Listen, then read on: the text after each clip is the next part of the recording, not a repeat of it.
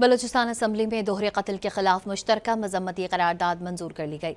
Balochistan assembly में मजम्मती करारदाद deputy speaker गजाला गोला ने पेश की।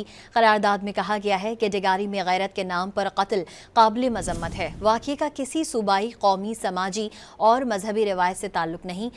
सफाकाराना अमल में मुलव्वस मुल्जिमान को करार वाक़ई सजा दी जाए।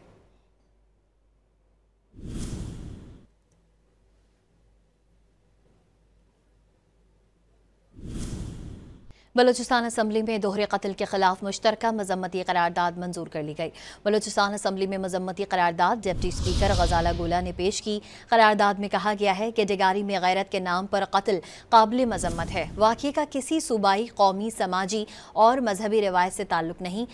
सफाकाराना अमल में मुलव्वस मुल्जिमान को करार वाक़ई सजा दी जाए।